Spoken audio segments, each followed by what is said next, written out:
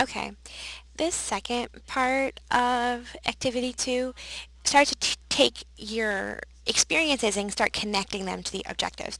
And so for this one, the directions are a little bit more complicated, and I'll explain them to you in this video. So the first thing you're going to do is you're going to choose from this list of 6 courses. And on this list of 6 courses, there's different classes, and if you're not planning on petitioning for any of these 6 classes, let me know and I can help you come up with a suitable class to practice with.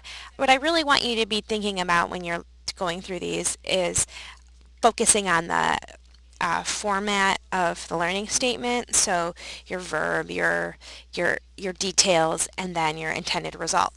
And so for this week, I really have you pick classes where they're a little bit easier and they're a little bit more straightforward in their goals and objectives, so that you're not so confused about what Northwood wants you to do and more focusing on how to do the learning statements. So the first thing that you're going to do is you're going to pick one of those classes, and then the second thing you're going to do is you're going to go to the Northwood approved descriptions list and get the goals and objectives and put them here. So step 3 would be to paste the information below. So I'm going to really quickly do that so you can see what it looks like. So you're going to click this link. So this is going to take you to where all the Northwood class descriptions, goals, and objectives are housed on the website. And you're going to have to do this for every single class that you're doing, which is why I take the time to go through it right now. And you're going to open this document, and so for this one we're going to do MIS 1050. So what you're going to do is you're going to cut and paste this, the goals and objectives, so just take it right from here, copy it, and when you get back to your document where you're doing your work, you can just paste your course description right here, and then you can work from this area. So I say insert a line and start typing. So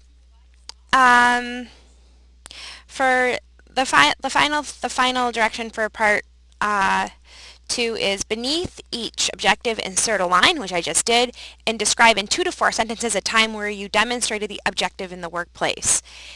Information you might want to include is your job location and position and how you demonstrated the objective. Okay, so let's look back at number 1. So number 1 says define basic computer terminology and identify major hardware components of a computer system. So for this I'm going to want to talk about maybe how I use computers or a way that I use computers on the job. And so I've come up with an example for you all. So for this I kind of changed the font color to make it easier for you to see where I've inserted the text, but I've kind of wrote that I use a computer to facilitate an online class, for example this online class. I use a keyboard, I look at the monitor, I often use online programs such as Jing to create online instructional videos and then post them to YouTube so that my students can learn the course content. And this is just one example of how I use computers on a daily basis. So I think that basically meets the description, so I'm going to go on to the next one.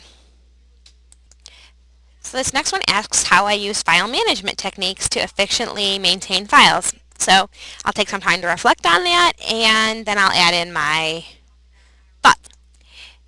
So for this I say that I save student files on the shared drive so that the PLA evaluator has access to them at the time of portfolio evaluation. I ensure that all the files are saved under the student name and what the file is, and I use folders like ready, finished, problems, process to manage the workflow. And so once I'm done with that, I'll go on and I'll think like, okay, well, does this meet that objective? And then I'll move on to the next one and the next one and the next one. And once I complete and do a little blurb and a little example for each one of these, I'll move on to part 3. For part 2, I really like to explain it or get people to think about it in terms of like a job interview. So if you were trying to get a job and one of the requirements was that you had to be computer proficient, they might ask you questions like, when have you used a file management techniques?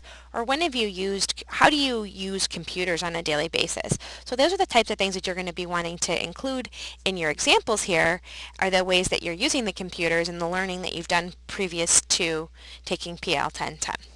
So and the last one will refine these to learning statements, and that's another video for you to watch. So good luck on this part, and if you have any questions, let me know.